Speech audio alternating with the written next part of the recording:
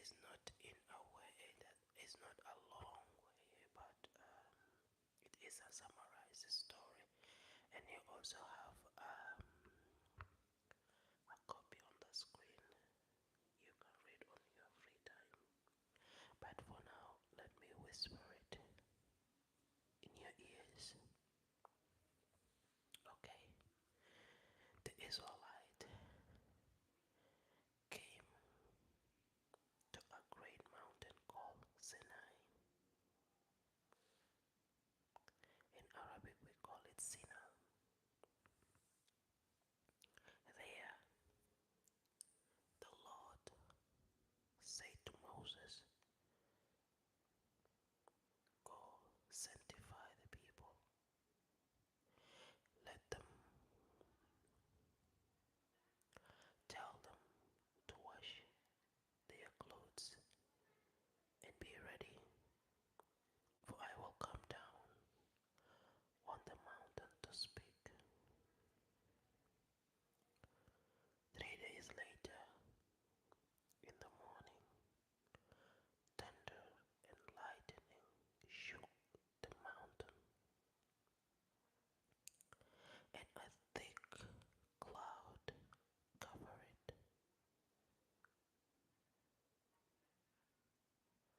The Lord descended on the mountain and spoke the 10 commandments. The Lord descended on the mountain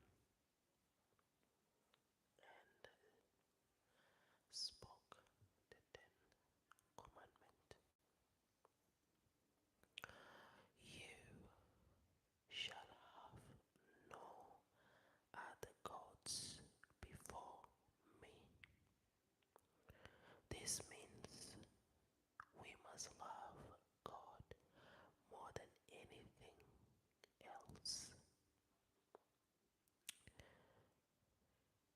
You shall not make any graven image or or bow down to worship me. Hi, abundance.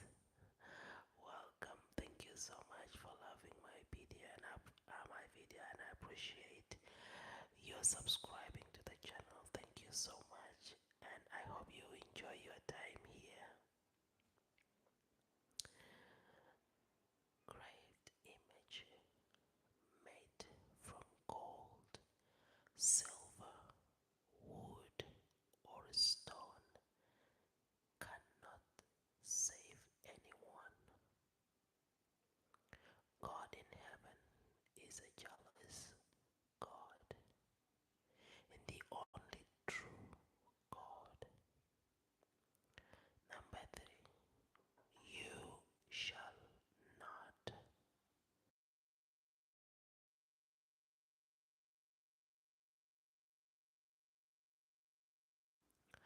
Sorry. Um, Number 3, you shall not take the name of the Lord your God in vain.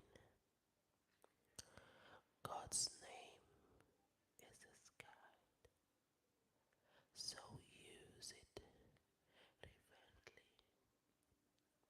when talking with God or man.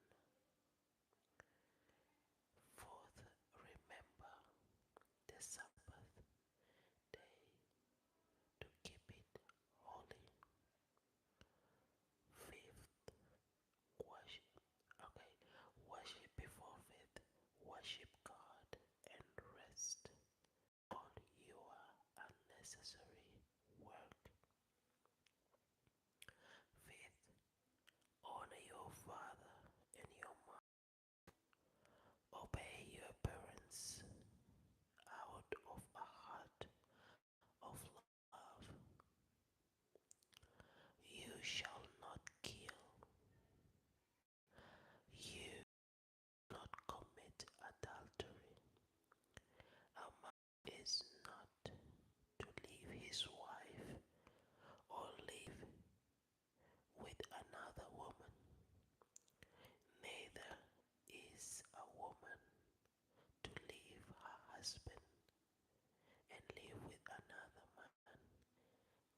yourself pure. You shall not steal. You shall not bear false witness against your neighbor. Never lie about others. You shall not covet anything that is not. That's your neighbors. We are not to wish for a strongly desire anything that belongs to others.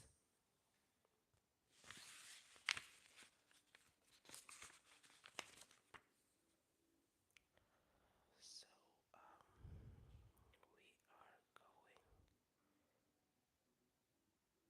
to the second part. The Lord called Moses to come up on Mountain Sinai, where Moses stayed 40 days. During this time, the Lord showed him the pattern for a tabernacle or church. The, the children of Israel were to build this for a place of worship during their travels. The Lord also gave Moses two tablets of stone on which he had written the Ten Commandments with his own fingers. While Moses was on the mountain with God, the Israelites asked a very wicked questions. A request of Aaron. They said, "Come now, make us, make us a god that we may worship. As for Moses, we do not know what has happened to him." Aaron did not have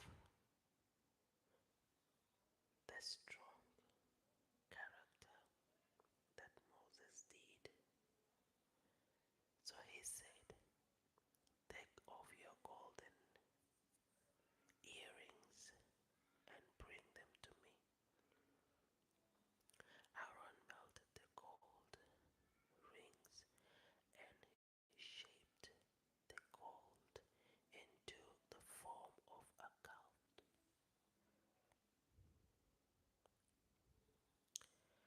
Hello, Eland. Welcome here.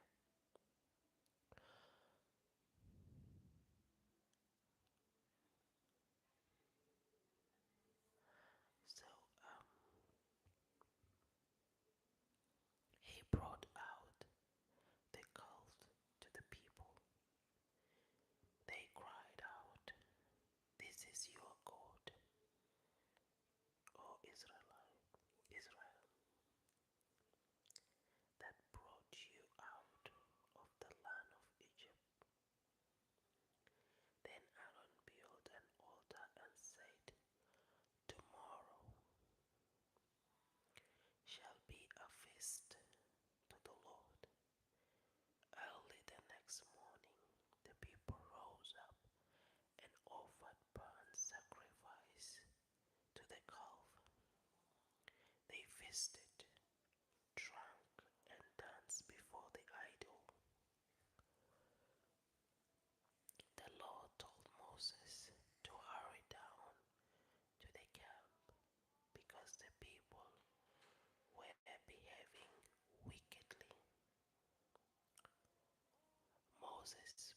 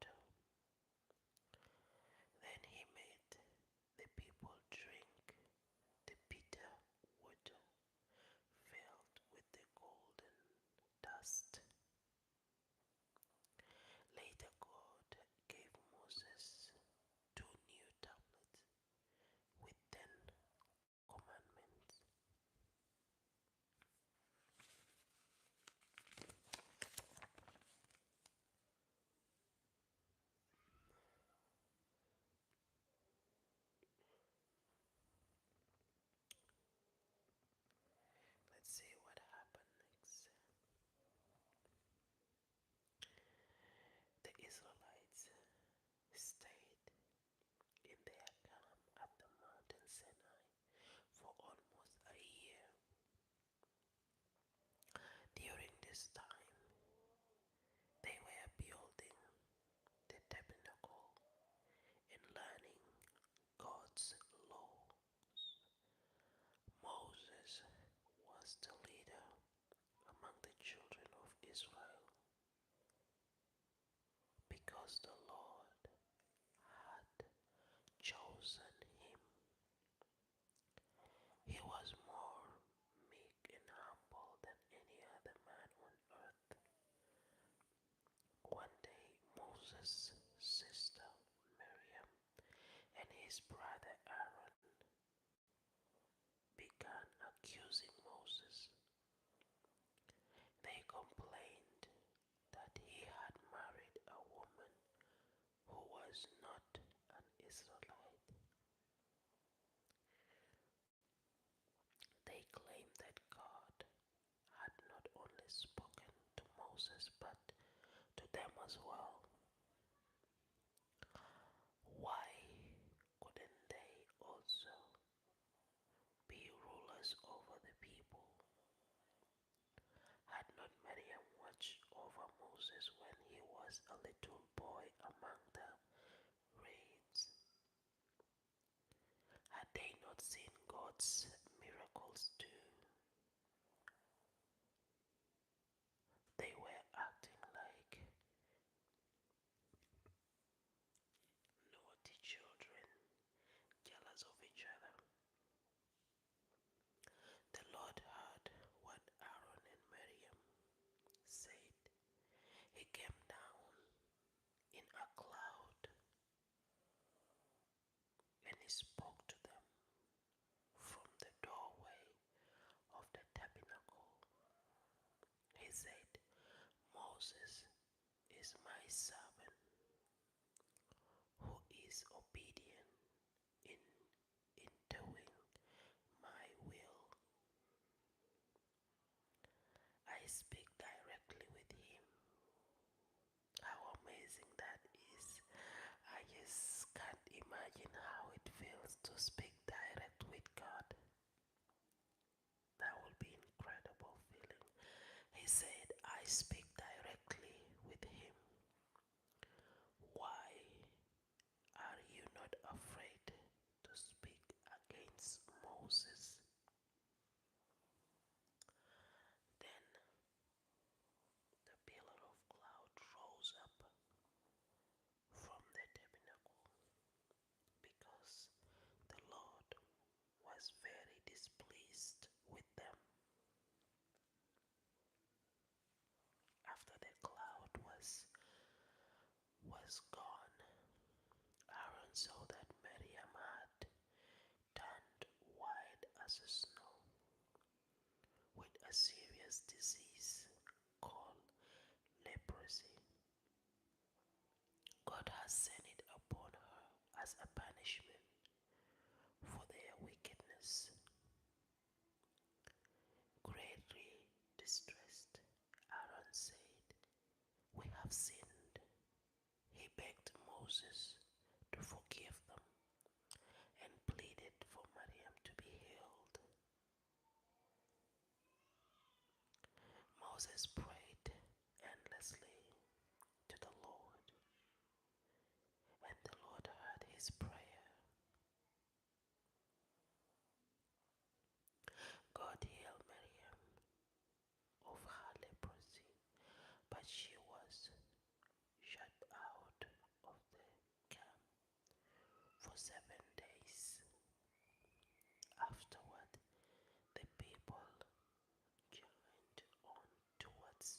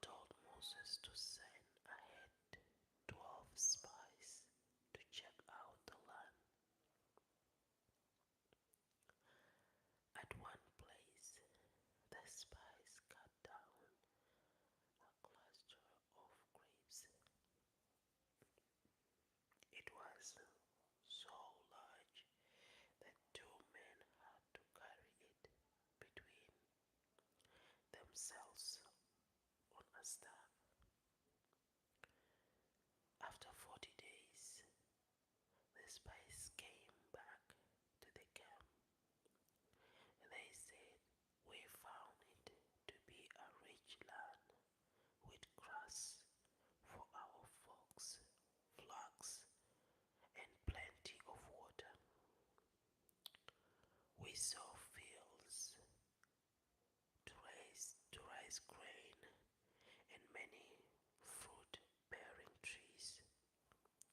But we found that the people are very strong.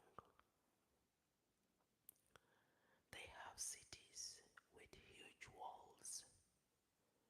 Some of the men are giants, so tall that we seems like grasshopper beside them." One of the spies, named Caleb, said, "That is true, yet we don't need to be afraid to go take the land. After all, God is on our side, and He will help us overcome these people." But all the other spies except Joshua said, "No, there is no point. There is no point in trying. We can never take those walled cities, or overcome these giants."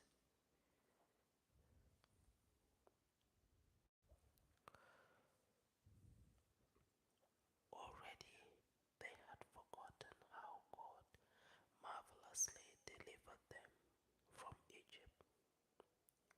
They forgot that He had them from the danger of the desert. He had given them water from the rock, bread from heaven, and His law from the mountain. That night the people did not sleep. They blamed Moses and Aaron for their troubles, saying, "We wish God had let us die in Egypt." Then they said to each other, "Let's choose a captain and go back to Egypt." The Lord said to Moses, "How long will these people disobey me and despise me? Not one of those who murmured will enter the promised land. No one who is 20 years old or older will enter except Joshua and Caleb, for they have always been faithful to me."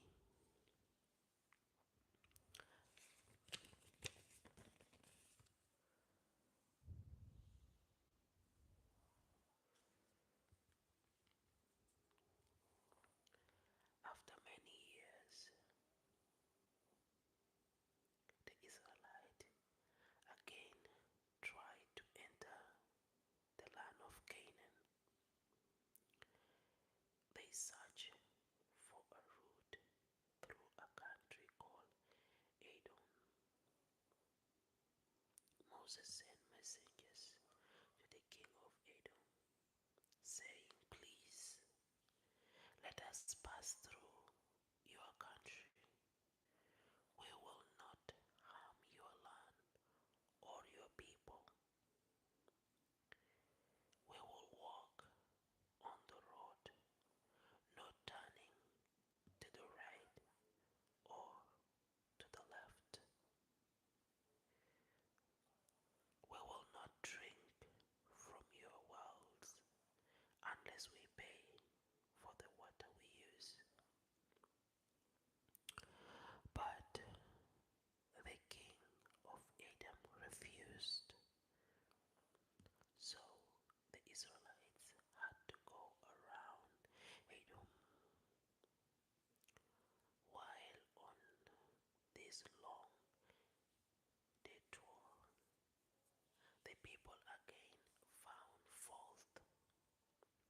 Moses. They said, "Why have you brought us here? There is no water and no bread except from this vale manna that we are tired of. We wish we were back in Egypt."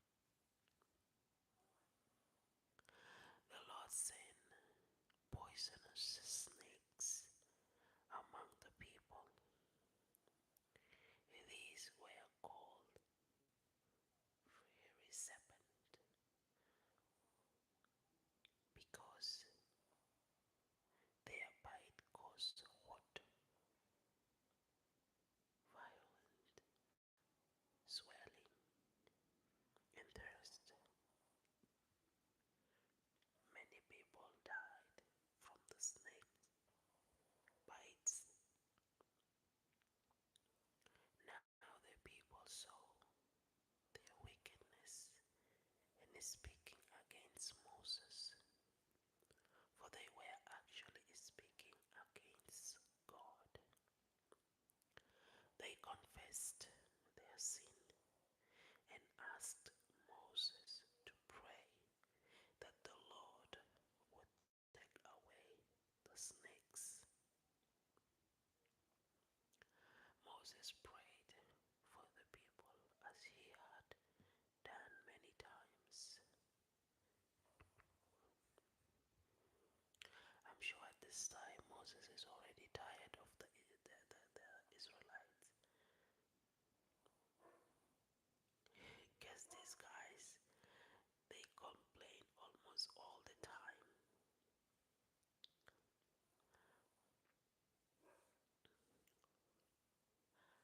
God heard Moses' prayer and said, "Make a serpent and put it on a pole where the people can see it. If those who are bitten look at the serpent on the pole, they will live." Moses obeyed God and made a brass serpent. Those who looked at it were healed.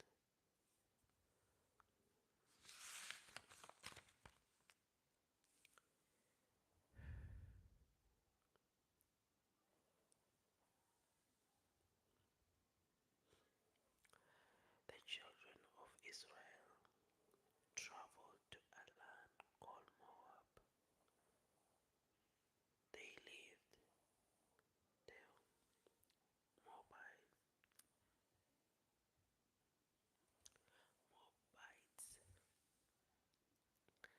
and their king Balak. Balak was afraid of the Israelites because there were so many of them. He sent for the prophet Balaam, Balaam to curse them. He wanted Balaam to ask God to send some great evil on the Israelites.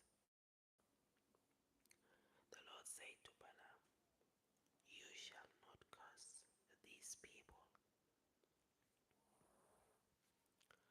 for they are blessed." But Balaam was tempted to curse Israel for the silver and gold he would receive from the king. He loved riches and honor. Early in the morning, he left on his donkey, taking his two servants with him. God sent his angel to meet Balaam, hit him with his staff,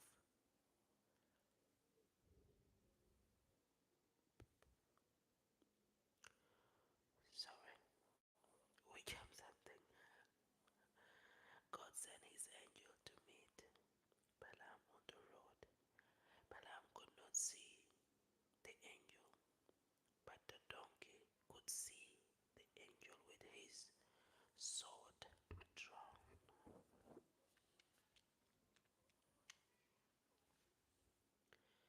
The donkey stepped aside into a field, and Balaam hit him with his staff. Soon the angel reappeared at a place where the road was narrow with a stone wall on each side.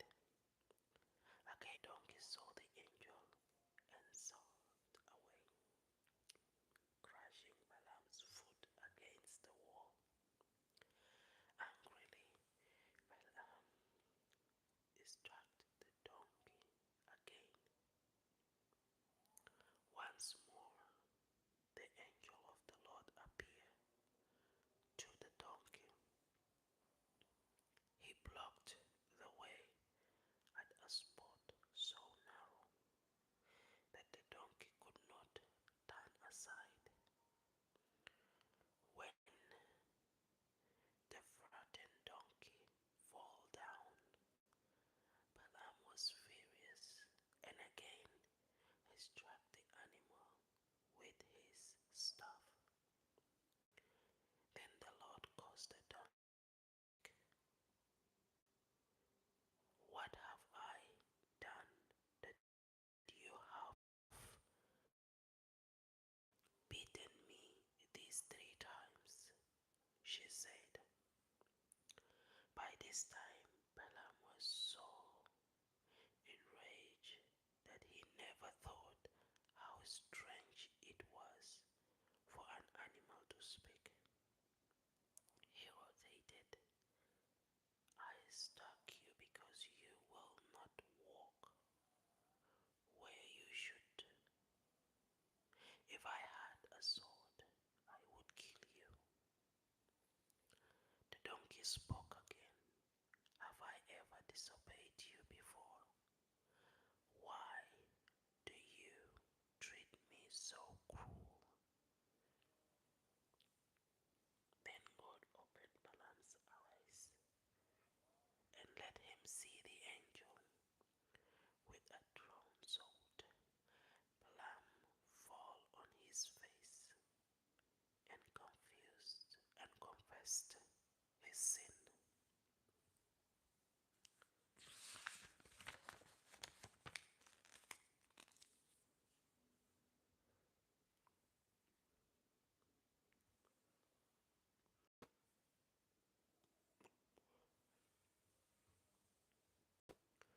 Moses was nearing the end of his life.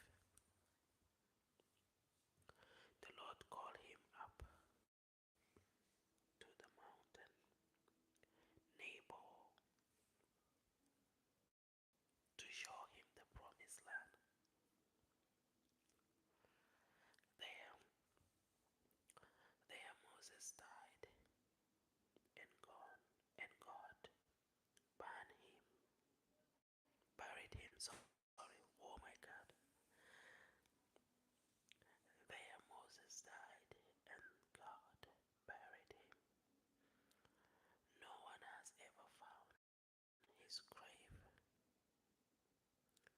God called Joshua to be the leader,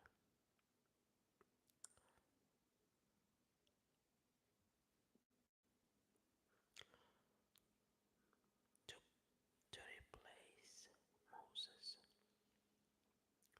Joshua ordered his officers,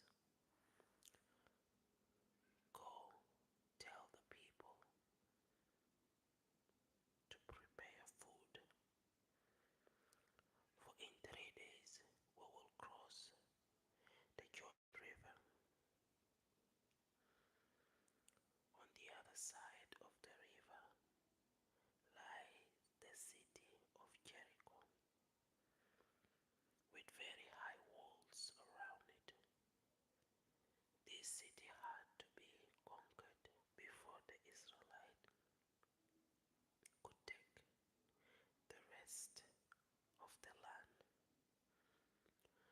Joshua sent two spies to check out Jericho. They came to the house of a woman named Rahab.